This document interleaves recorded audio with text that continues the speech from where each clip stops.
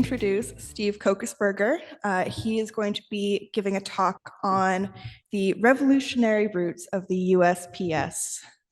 Steve is the United States Postal Service historian and has been since December 2023. He's also been part of the USPS for more than 40 years ago as a clerk in Mouseburg, Pennsylvania, and then as a postmaster of Julian, Pennsylvania, where he served for 25 years. In 2012, he joined the historian's office at the USPS headquarters in Washington, D.C. Steve, thank you very much. Thank you, Susanna. So 2025 is a big year because it marks 250 years since the inauguration of the United States Postal Service. We mark that date as when the Continental Congress appointed Benjamin Franklin as our first Postmaster General. Clearly, there was a postal service in North America before that, but it was operated by the British. So we'll begin our discussion of the history of the Postal Service with Benjamin Franklin. Why do we start with Franklin? Well, the obvious reasons, but the personal reasons. I was born in Philadelphia in the Fairmount neighborhood of the city, and I was within walking distance of the Franklin Institute. So as a young boy, I made many visits to that fabulous place, and it just expanded my mind in so many ways to think that Franklin was behind so many innovations. And it was later when I found out that he was actually he was the father of our postal service, which made me even more excited, especially when I started working in the Postal Service. So in this case, we know Benjamin Franklin made many discoveries over his lifetime, but his discovery of May 5th, 1775 had to be one of the most shocking. After 6 weeks at sea, he stepped off the ship in Philadelphia and discovered that his country was at war with Great Britain. Adding to his astonishment, he also discovered that he was going to be part of the rebel Congress, which was set to convene the following week in the very city. Franklin understood better than most Americans the might of the British military, the most powerful on earth.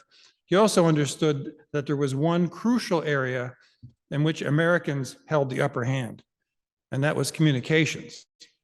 Within just a few weeks, Congress placed Franklin at the head of the new nation's communications network as Postmaster General. Now, it had been 11 years since Franklin last set foot in America, and much had changed. When he left the colonies, there was some grumbling over taxes, but most Americans still considered themselves loyal subjects of the king.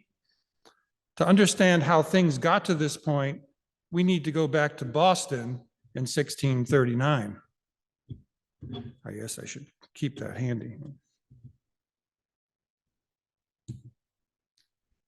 At that time, Boston was a village of about 1,200 people, and it was only 9 years old. Plymouth Rock, as you remember, was 1620. Hardly anyone who lived in Boston was born there. Suppose you lived there and you wanted to communicate with your family, friends, or business partners back in Britain. How would you do it? Before there was a post office, you might ask someone who was headed to England to carry your letter. The captains of ships were often willing to perform this service in return for a few coins. But as the number of letters increased, they found it simplest to leave all the letters at a tavern or a coffee house where the addressees could come and pick them up. But with numerous taverns and coffee houses, how would you know where to check? This is where the General Court of Massachusetts stepped in and designated Richard Fairbank's Tavern as the place appointed for all letters which are brought from beyond the seas or are to be sent thither. That's a word we don't use much.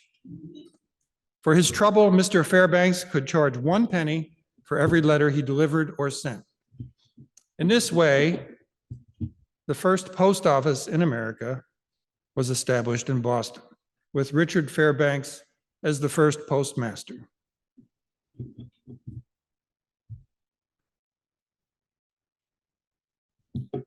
Now, suppose you lived in Boston and you wanted to write to someone in New York. How would that work? Well, you wouldn't do it because there was no New York. At that time, it was New Amsterdam, and it belonged to the Dutch. And the British and the Dutch were not on friendly terms.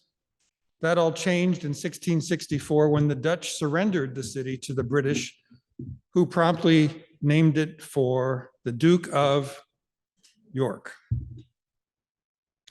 Once New York became a British colony, a communication system linking the two cities was needed. So in 1673, a monthly post was established between New York and Boston. The service was short-lived, but the post rider's route became known as the King's Highway or the Boston Post Road, and much later, part of US Route 1. Over time, the other colonies needed to communicate with New York and New England. And in 1692, the Crown granted Thomas Neal exclusive rights to operate a postal system in the colonies for 21 years. As a business venture, it was a failure. Neal died broke, and the Crown bought back the rights and assumed control of the system in 1707.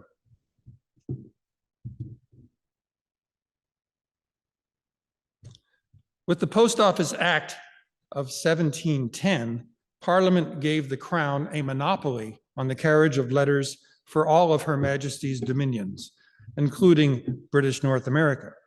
The Crown viewed the post office as a source of revenue for the royal treasury. This 1729 map of part of North America shows just over a dozen post offices, including the three great offices: Boston, New York, and Philadelphia. I don't really know if they were that great, but I think they meant they were the big ones. The Crown appointed a series of deputy postmasters general to manage the post offices in North America. In 1730, that job was given to Alexander Spotswood, who had been lieutenant governor of Virginia. Spotsylvania County bears his name. Spotswood's most noteworthy accomplishment was when he appointed Benjamin Franklin as Philadelphia's postmaster.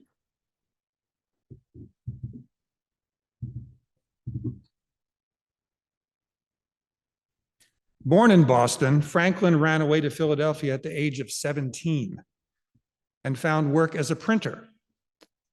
By 1728, he had his own print shop and soon bought and began publishing the Pennsylvania Gazette. In 1732, at the age of 26, he first published Poor Richard's Almanac, which was wildly successful and secured his fortune. Franklin's Almanac was full of words of wisdom, like a good example is the best sermon, and a penny saved is a penny earned, or my favorite, guests and fish stink after 3 days. His postal career began in 1737 when he was appointed postmaster of Philadelphia. Running the post office benefited newspaper printers since it helped to both gather and distribute the news. Philadelphia's previous postmaster, who printed a rival newspaper, had kept Franklin's Gazette out of the mail. In 1753, after serving as postmaster of Philadelphia for 16 years, Franklin was promoted to deputy postmaster general of North America. Franklin introduced many improvements, including a better accounting system and night writing by postwriters.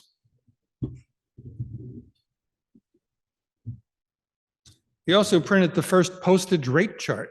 This one from 1765 listed 64 post offices. If we zoom in, we can see that this section lists the rates from Philadelphia to Maryland's Eastern Shore. You may have noticed that the prices were not in dollars and cents. They were in pennyweights and grains of silver. So do the mental conversion on that.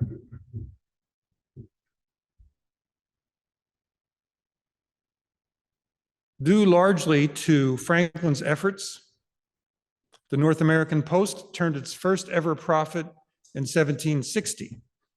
Franklin was the innovator of many business concepts we take for granted today: franchising, mail order, and the matching gifts. The matching gift was a few. I would like to add another: telework. In 1764, Franklin went to London to represent several of the colonies before the Crown and Parliament. And while there, he continued his duties as Deputy Postmaster General, working remotely through the mail to America. So to log in, he would just send a letter, and 6 weeks later, they would get it.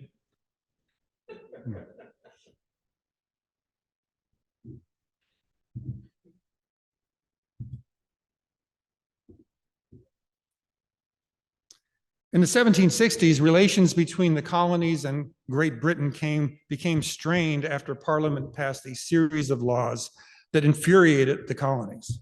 Ultimately, this united them in opposition to British rule. Among these laws was the Stamp Act of 1765.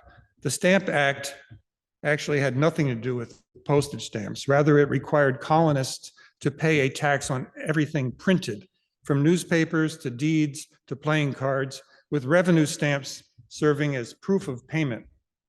It was so unpopular that it sparked riots. Stamp agents were harassed and burned in effigy. The law was repealed a year later, but other taxes and laws soon followed. This gave rise to the slogan, "No taxation without representation," which we have on our license plates in Washington, D.C.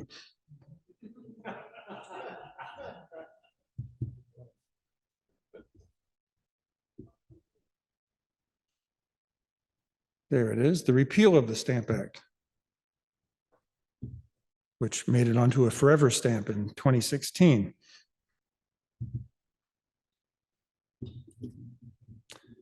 Because American colonists had no representation in Parliament, Samuel Adams argued that taxing the colonies without their consent was theft. In 1768, the Massachusetts legislature began circulating Adams' writings throughout the colonies. Soon, committees of correspondence in the various colonies were writing to each other to share information and to coordinate the resistance to British rule. Clearly, the British imperial postal system was not a safe channel for this sort of subversive communication. British officials spied on the public by opening and reading their mail. The authors of seditious letters could be hanged for treason. Instead of the Royal Mail, the committees of correspondence exchanged letters using special messengers. Newspapers were censored too.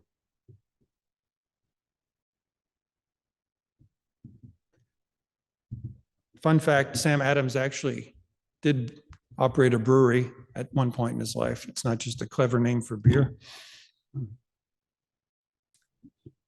In September of 1773, the Crown sent Hugh Finley on an inspection of post offices from Canada to Georgia. The journal he kept during that trip is a gold mine for postal historians. Finley was alarmed to find that many Americans were sending their letters outside the mails with post riders or private carriers to avoid paying the high postage rates of the British-run system. It was illegal, but Finley knew that it would be impossible to stop.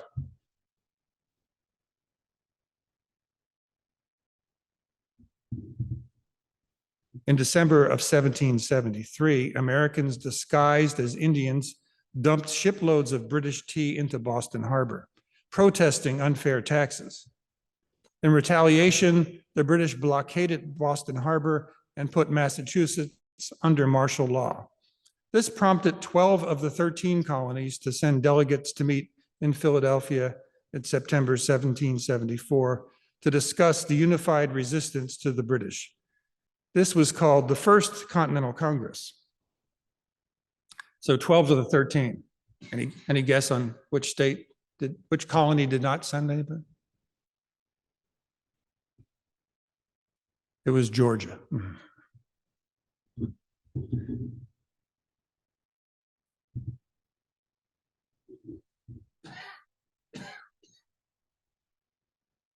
In the meantime, Franklin was still in London when all this happened. He was summoned before the Privy Council, mocked and humiliated.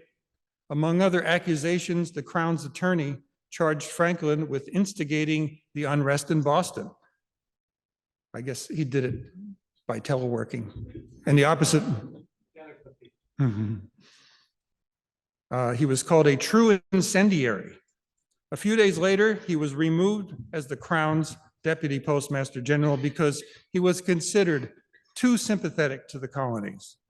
Or in Franklin's own words, he said, "I am too much of an American." And we actually have the text of his letter of dismissal. "I've received the commands of His Majesty's Postmaster General to signify to you that they find it necessary to dismiss you from any longer being their deputy for America.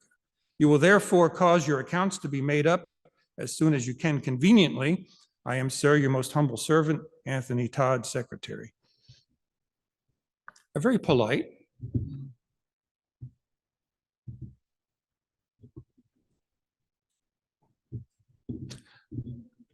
Royal postmasters who could decide whose newspapers could go with the mail and at what cost. In 1774, a newspaper publisher and former postmaster named William Goddard was angry that the Philadelphia postmaster kept his newspapers from traveling with the mail. Goddard's Pennsylvania Chronicle was influential and widely read, but very anti-British. If you've ever read John Dickinson's Letters of a Pennsylvania Farmer, they were first published in Goddard's Pennsylvania Chronicle. Goddard decided to hire his own post riders and organize an American postal system completely outside of the British control.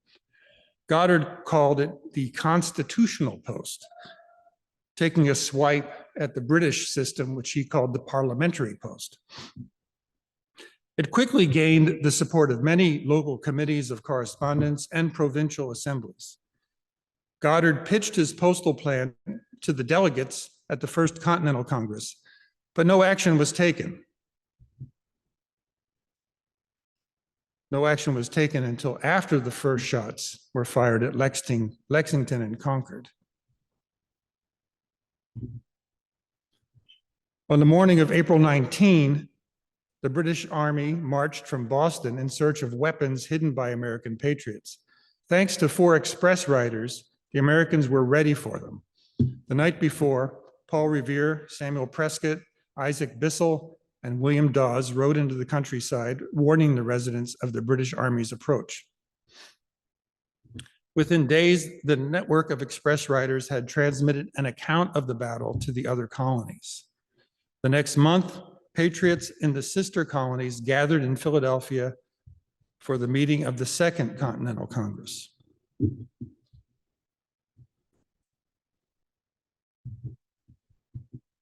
So now we're back where we started our story, when Franklin was getting off the ship in Philadelphia in May of 1775. The Second Continental Congress convened in Philadelphia to plan for the defense of the colonies. In June, Congress created a Continental Army and named George Washington its commander-in-chief. Seeing the need for rapid communications, Congress appointed a committee to consider the best means of establishing posts. The committee reported its plan to Congress on July 5th, 1775. The next day, July 26th, Congress ratified the committee's plan, creating the position of Postmaster General and appointing Franklin to the job. The U.S. Postal Service traces its origin to that day when Benjamin Franklin was appointed Postmaster General of the United Colonies, the predecessor of the United States. Notice that date, it was almost a full year before the Declaration of Independence. Historian Constantine Dierks wrote, "Denied a postal system, the British Empire lost the Revolution in 1775. It would now proceed to lose the war."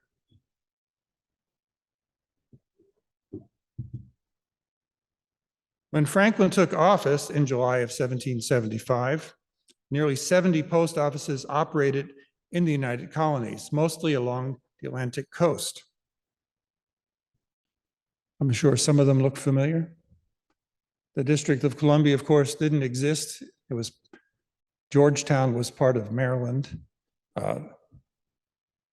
Maine was part of Massachusetts at the time. But you can see that I think Virginia had the most.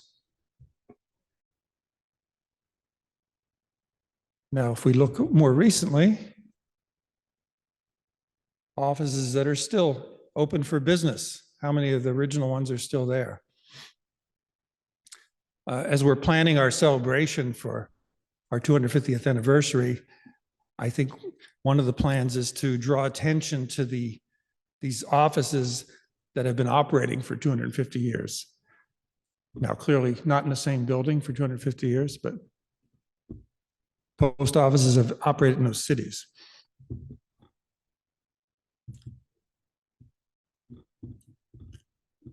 During the Revolutionary War, the postal system carried communications between Congress and the armies in the field. Keeping the lines of communication open was so important that Congress exempted postmasters and post riders from military service.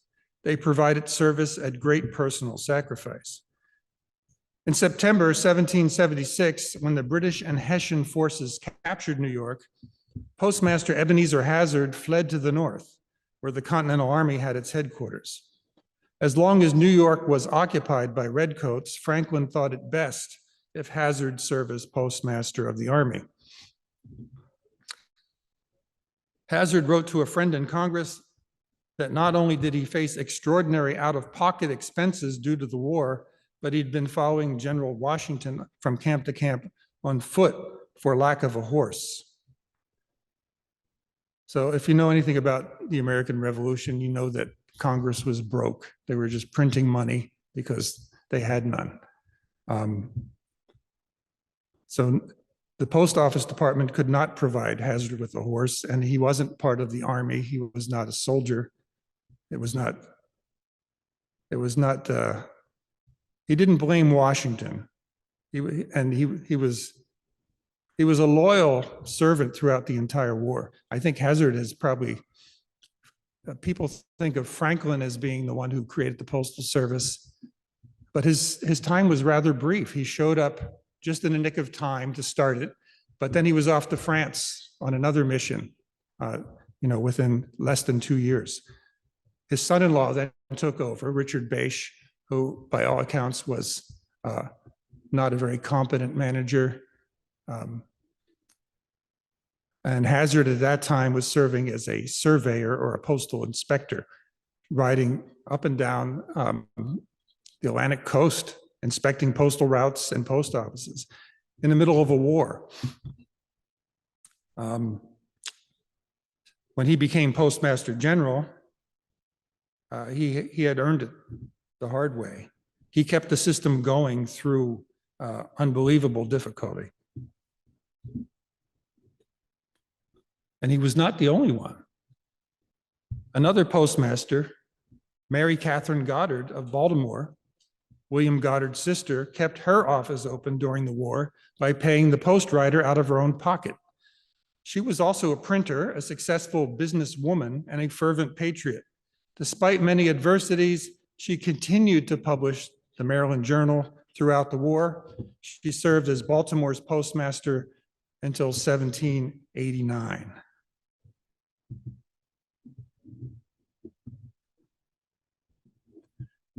In January 1777, Congress commissioned Mary Catherine Goddard to print the first copy of the Declaration of Independence with the names of all the signers.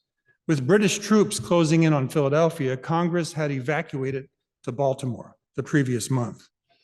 The names of 56 men appear on the Declaration, but there is the name of only one woman, Mary Catherine Goddard.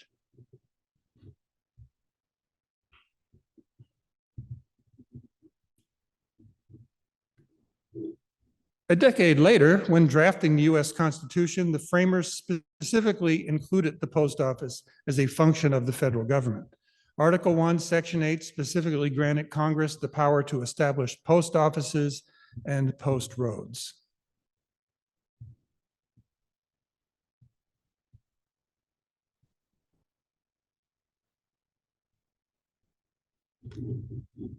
So I hope you've enjoyed this brief history. You'll find more information on most of the topics I've covered on our website and on the website of the Smithsonian's National Postal Museum. We have an email address where you can send questions that aren't answered on our website.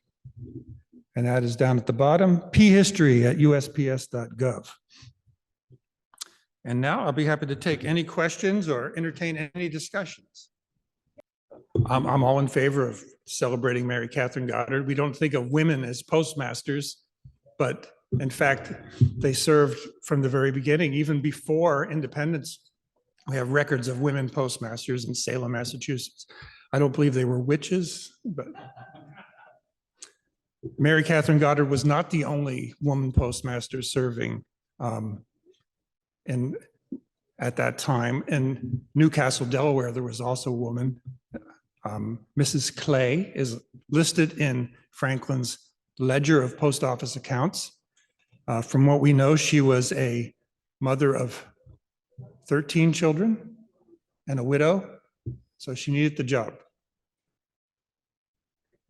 So your comment was that franking privilege was a great benefit for the Continental Army.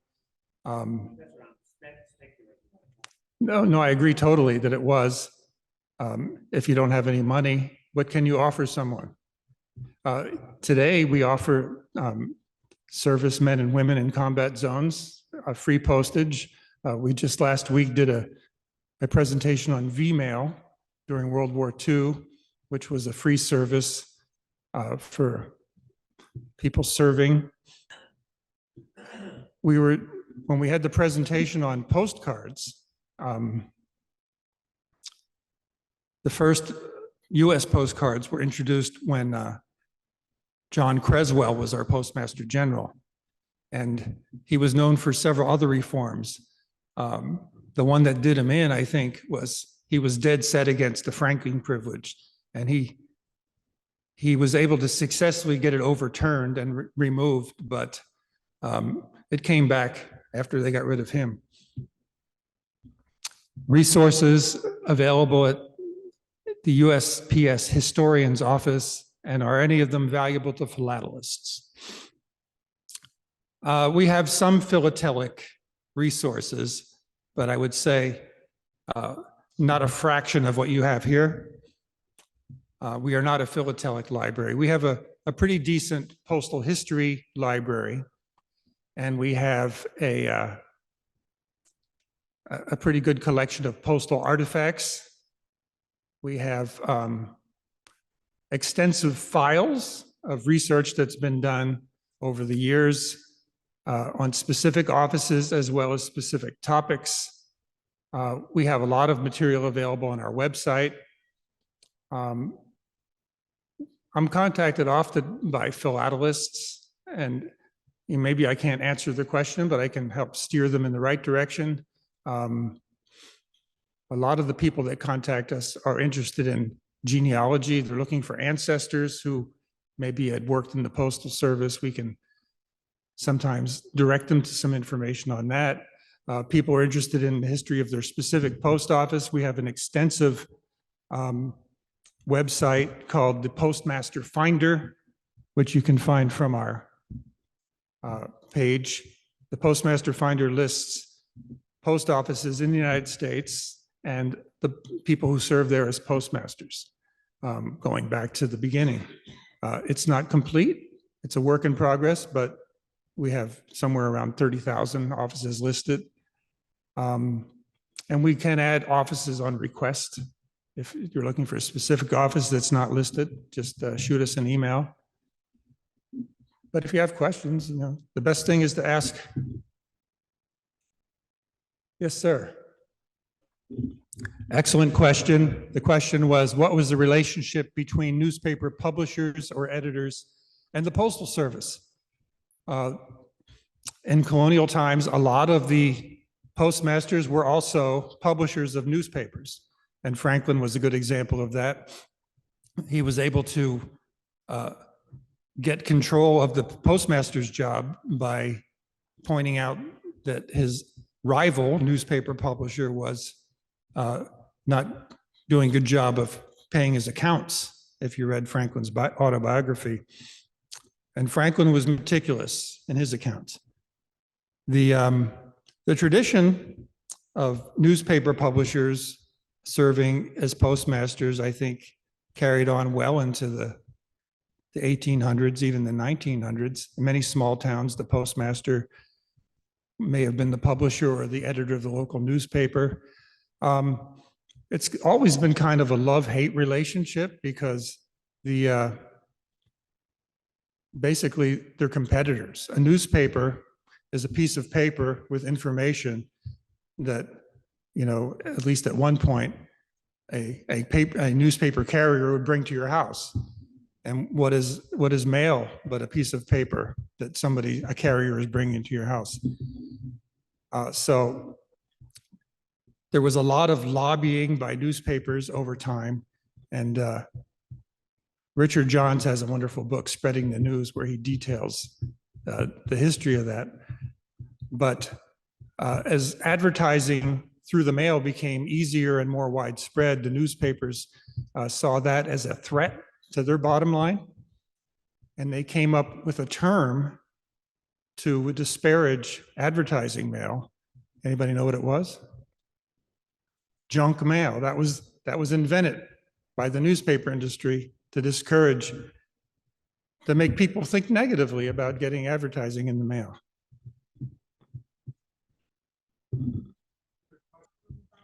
So the question is, if I can provide some insight into how printed matter helped unite the colonies.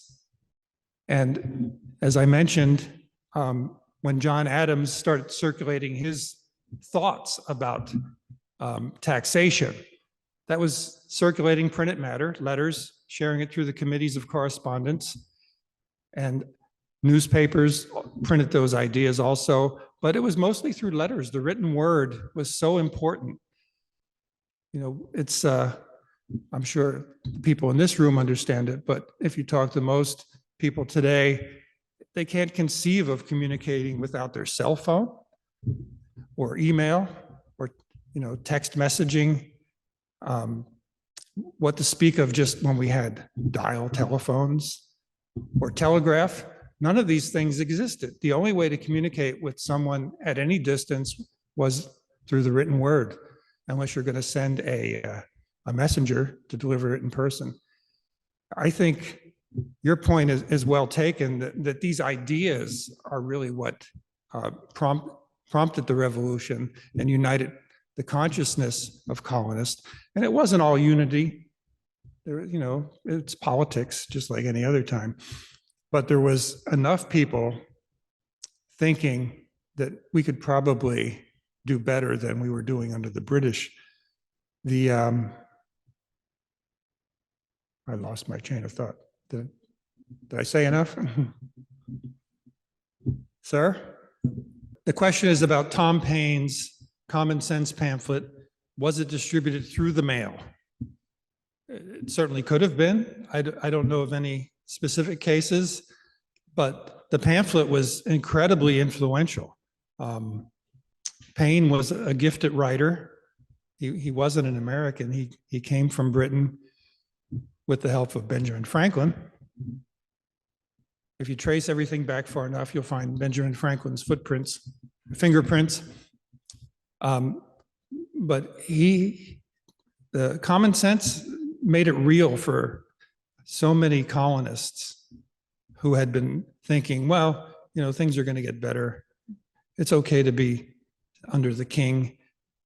And I don't know if we have anything comparable to it that we can really compare. It was a sensation.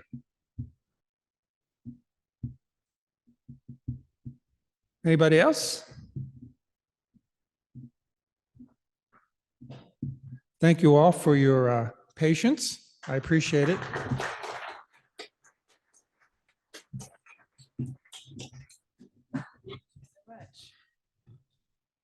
Thank you, Steve, and thank you all for attending the first day of the Postal History Symposium and for staying for our live stamp chat. If anyone has any further questions for Steve, you have his email address, or you could also contact the APS. I'll take your questions at editor@stamps.org and can forward them on to him. Thank you all again and have a wonderful evening.